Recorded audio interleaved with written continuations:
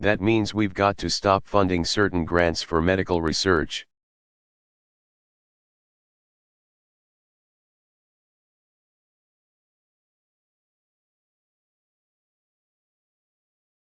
That means that food safety may be compromised.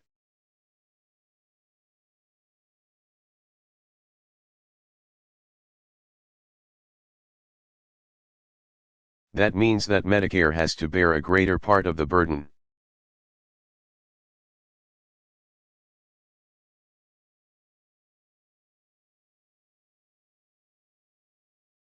Those are the choices we have to make.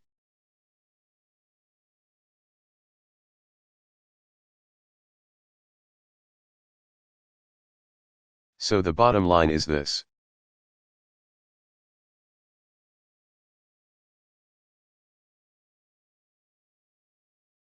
Any agreement to reduce our deficit is going to require tough decisions and balanced solutions.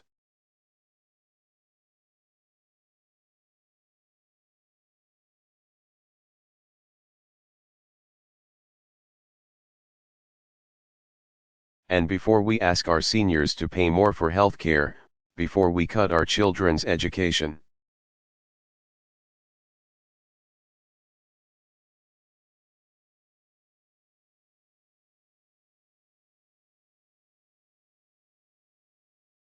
before we sacrifice our commitment to the research and innovation that will help create more jobs in the economy.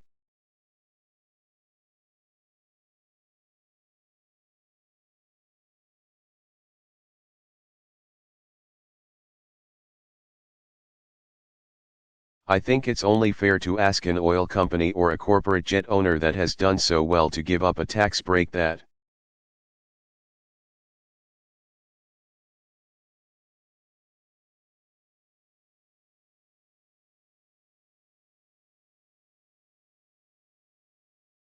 no other business enjoys. I don't think that's real radical. I think the majority of Americans agree with that.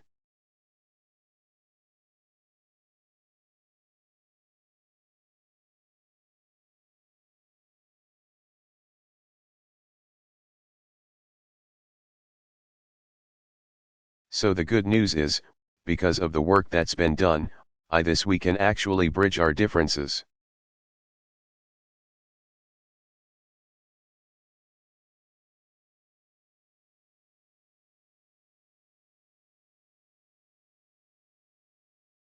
I think there is a conceptual framework that would allow us to make huge progress on our debt and deficit.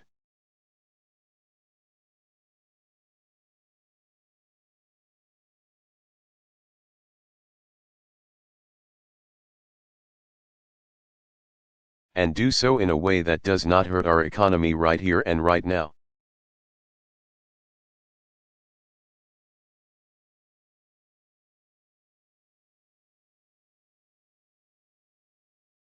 And it's not often that Washington sees both parties agree on the scale and the urgency of the challenge at hand.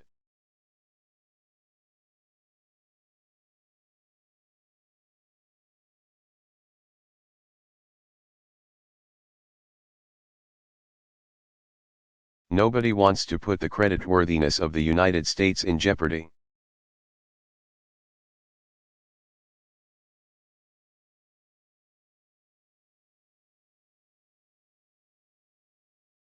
Nobody wants to see the United States default.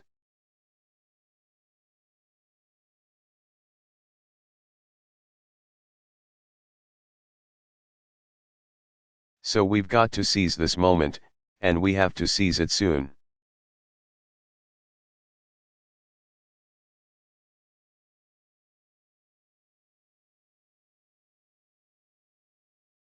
The Vice President and I will continue these negotiations with both leaders of both parties in Congress for as long as it takes.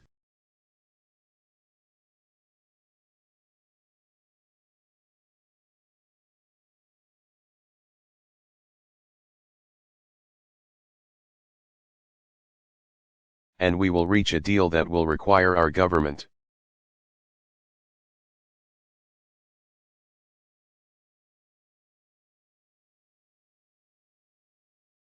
to live within its means and give our businesses confidence and get this economy moving.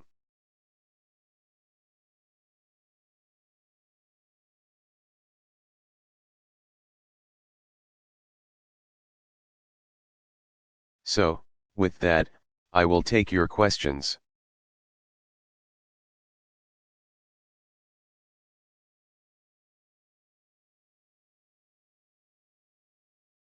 I've got my list here. Starting off with Banfeller, Associated Press.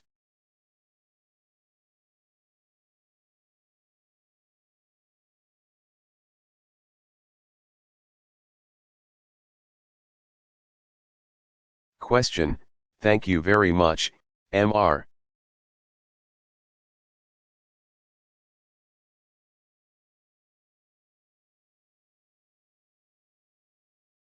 President.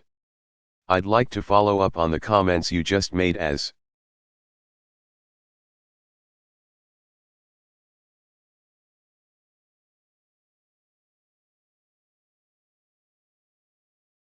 you try to reach a deal to raise the debt limit and cut the deficit.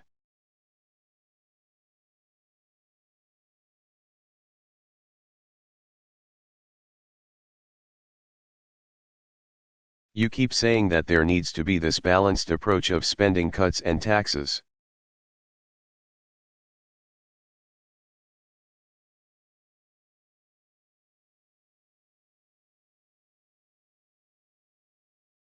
But Republicans say flatly, they won't.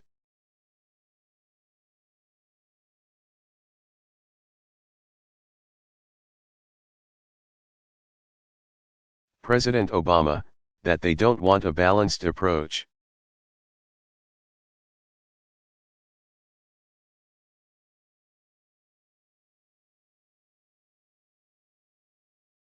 Question, they don't want any tax increases, as they put it?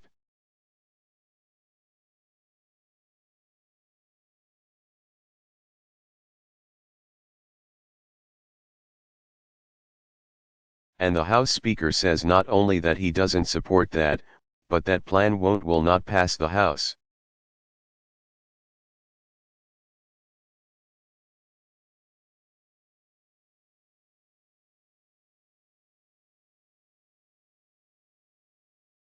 So my question is, will you insist, ultimately?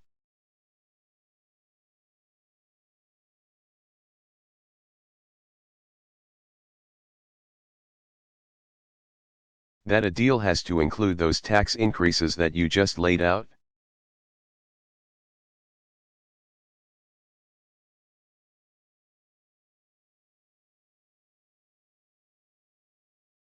Is that an absolute red line for you?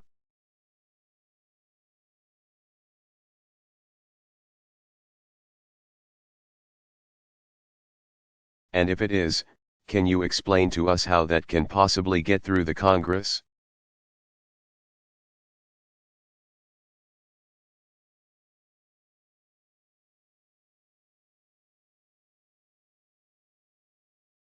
President Obama, look, I think that what we've seen in negotiations here in Washington is a lot of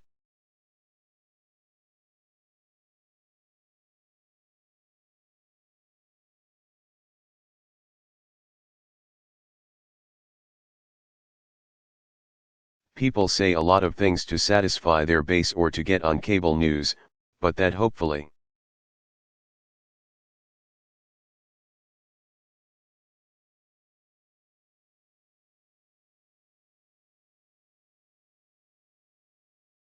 leaders at a certain point rise to the occasion and they do the right thing for the American people.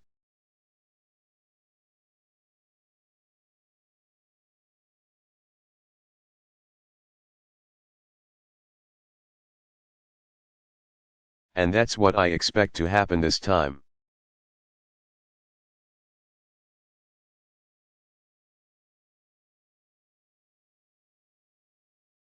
Call me naive, but my expectation is that leaders are going to lead.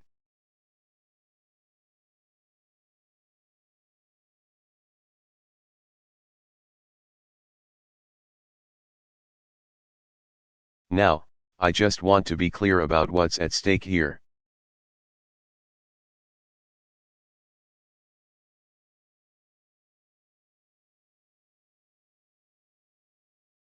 The Republicans say they want to reduce the deficit.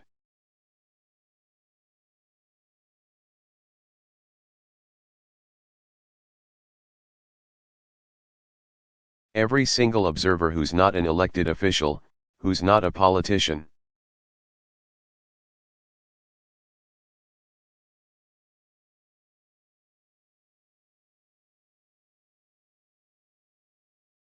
says we can't reduce our deficit in the scale and scope that we need to without having a balanced approach that looks at everything.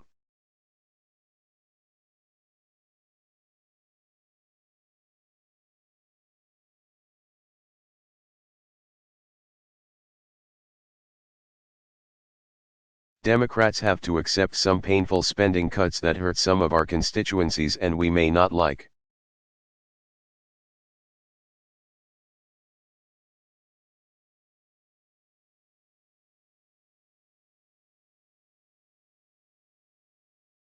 And we've shown a willingness to do that for the greater good.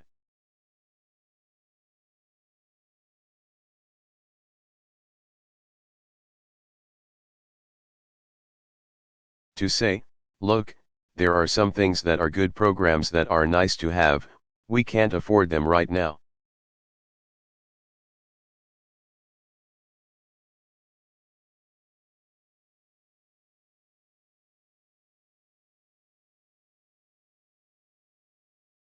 I, as Commander-in-Chief, have to have difficult conversations with the Pentagon saying,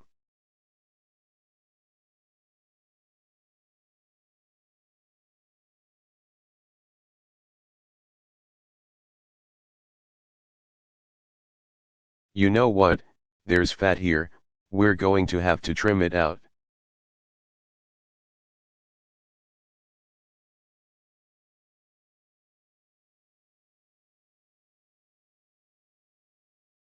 And Bob Gates has already done a good job identifying $400 billion in cuts, but we're going to do more.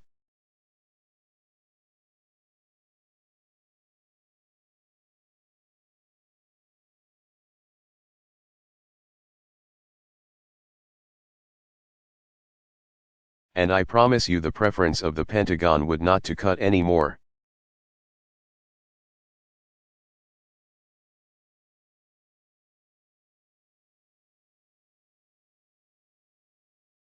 Because they feel like they've already given.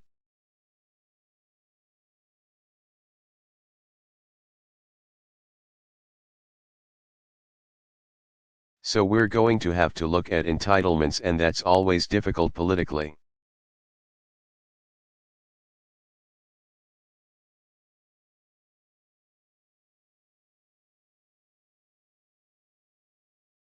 But I've been willing to say we need to see where we can reduce the cost of health.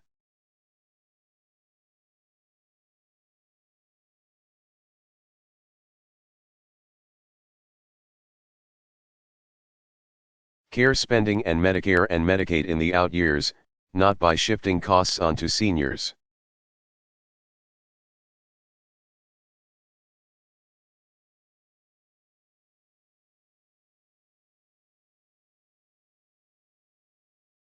As some have proposed, but rather by actually reducing those costs.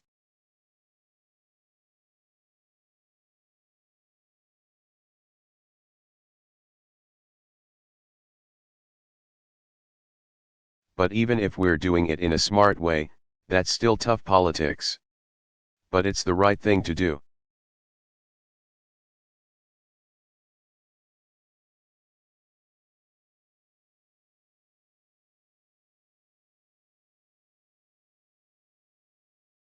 So the question is, if everybody else is willing to take on their sacred cows and do tough.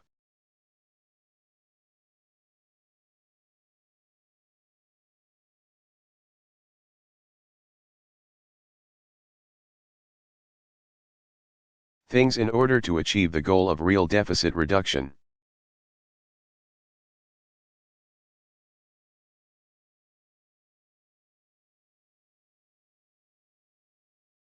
Then I think it would be hard for the Republicans to stand there and say that the tax break for corporate jets is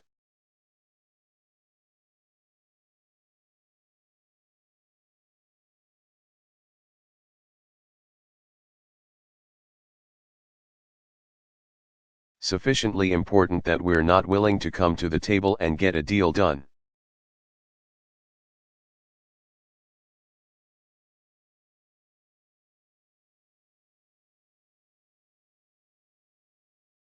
Or, we're so concerned about protecting oil and gas subsidies for oil companies that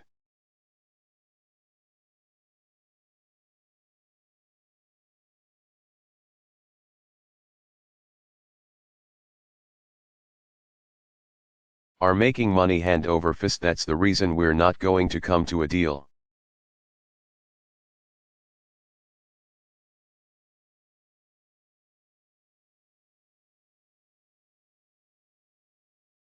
I don't think that's a sustainable position.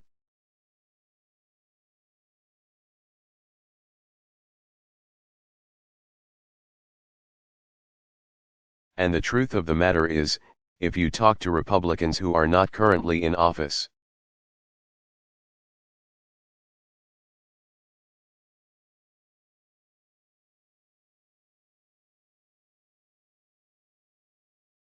like Alan Simpson, who co-chaired my bipartisan commission, he doesn't think that's a sustainable position.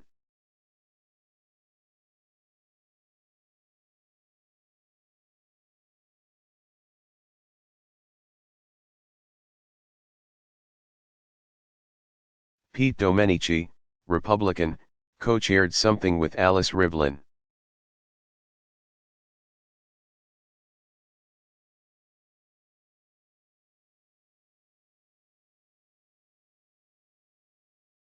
The Democrat says he doesn't think that's a sustainable position.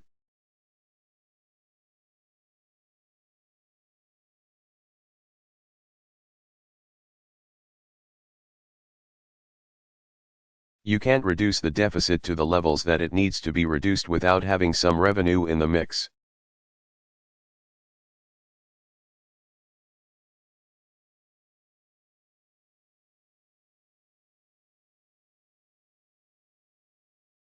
And the revenue we're talking about isn't coming out of the pockets of middle-class families that are struggling.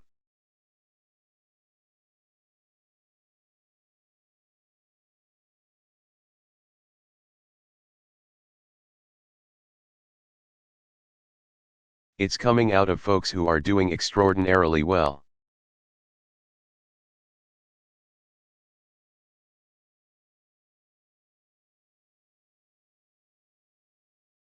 And are enjoying the lowest tax rates since before I was born.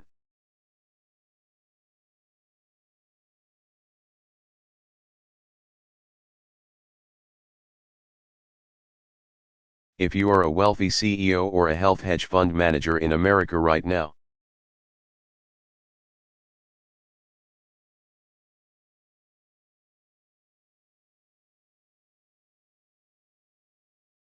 your taxes are lower than they have ever been.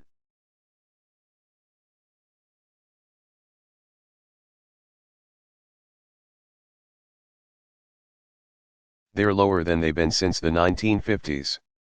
And you can afford it? You'll still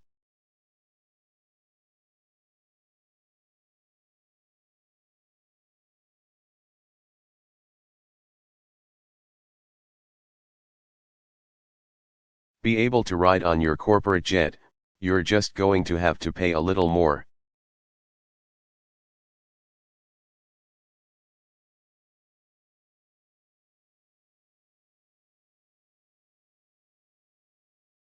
And I just want to emphasize what I said earlier.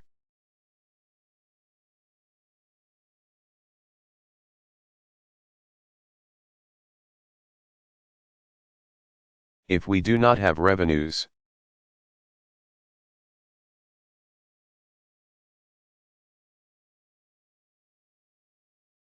that means there are a bunch of kids out there who are not getting college scholarships.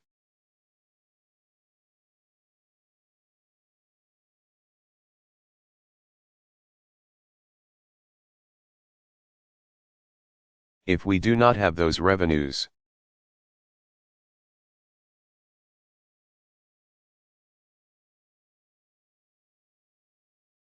then the kinds of cuts that would be required might compromise the National Weather Service.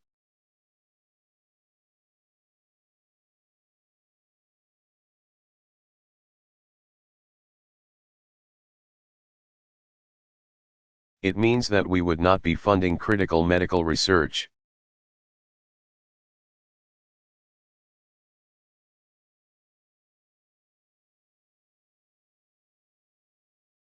It means that food inspection might be compromised.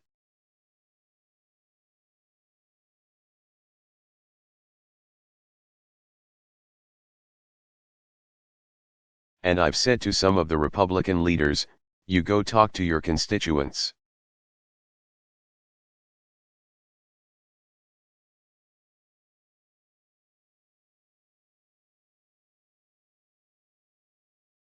The Republican constituents, and ask them, are they willing to compromise?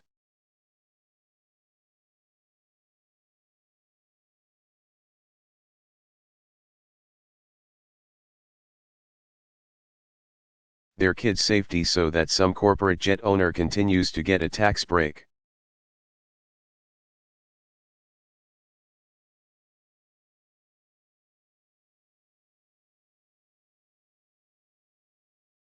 And I'm pretty sure what the answer would be.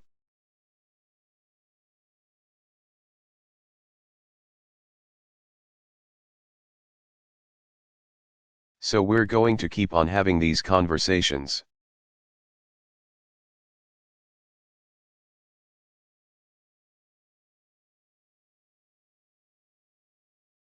And my belief is that the Republican leadership in Congress will, hopefully sooner rather than later.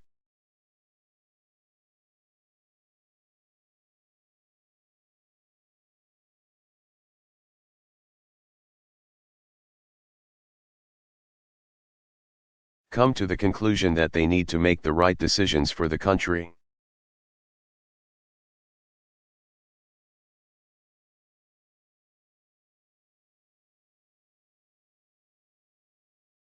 That everybody else has been willing to move off their maximalist position, they need to do the same.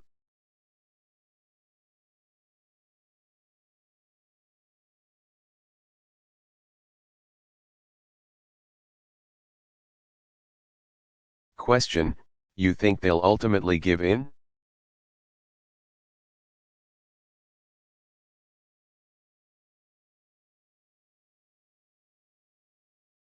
President Obama, my expectation is that they'll do the responsible thing.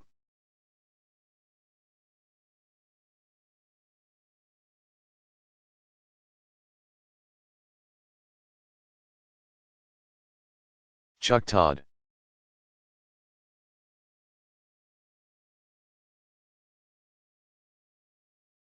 Question: thank you, Mr.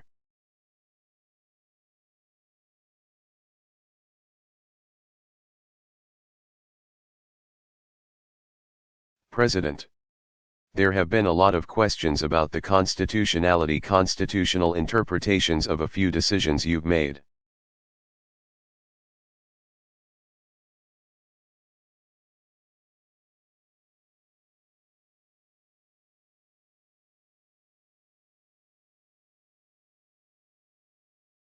So I'll just simply ask, do you believe the War Powers Act is constitutional?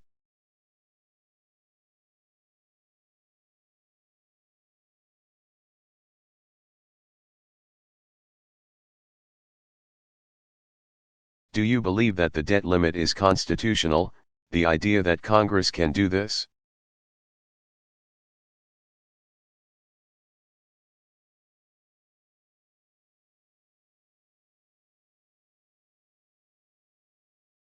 And do you believe that marriage is a civil right?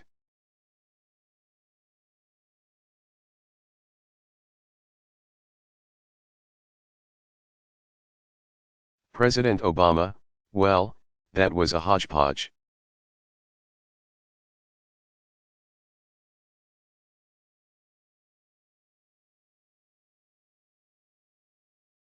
Chuck, we're going to assign you to the Supreme Court, man.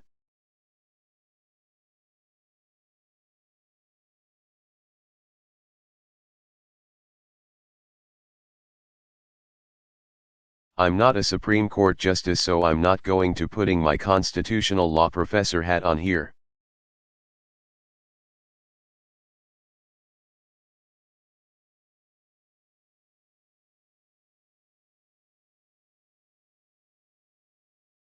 Let me focus on, initially, the issue of Libya.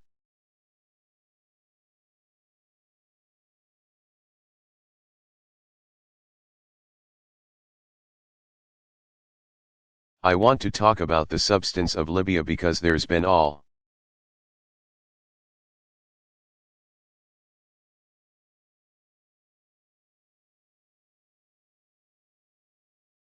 kinds of noise about process and congressional consultation and so forth.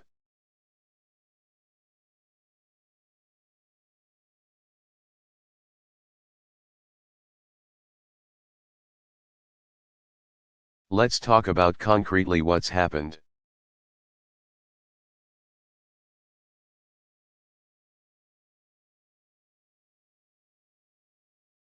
Muammar Gaddafi, who, prior to Osama bin Laden,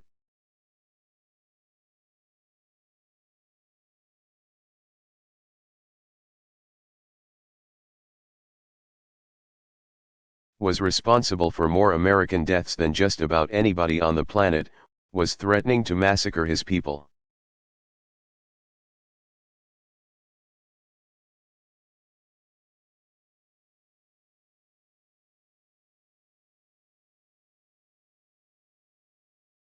And as part of an international coalition, under a UN mandate that is almost unprecedented,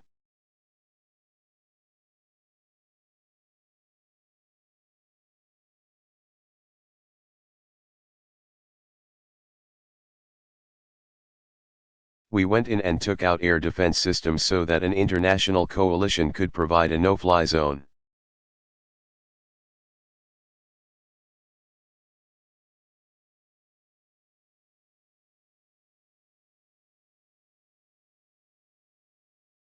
Could provide humanitarian protection to the people on the ground.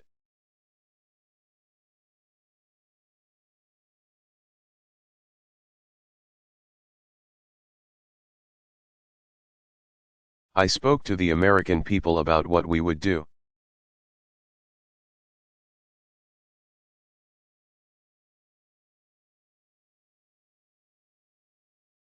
I said there would be no troops on the ground.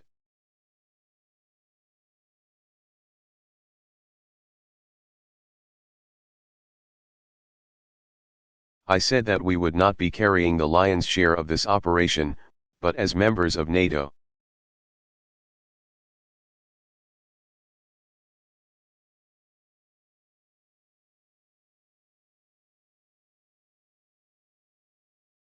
We would be supportive of it because it's in our national security interest and also because it's the right thing to do.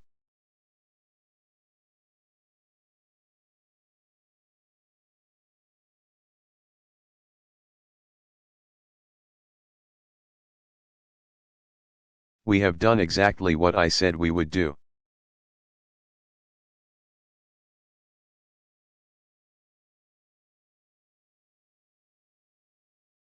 We have not put any boots on the ground.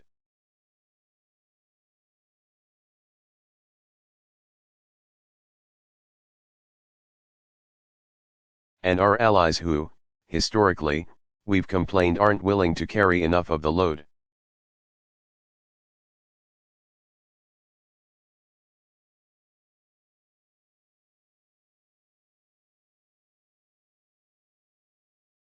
When it comes to NATO operations have carried a big load when it comes to these NATO operations.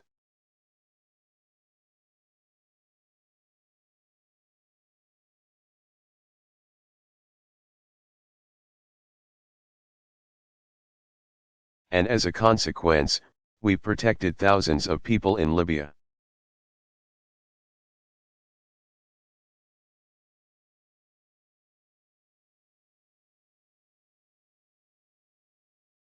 We have not seen a single US casualty, there's no risks of additional escalation.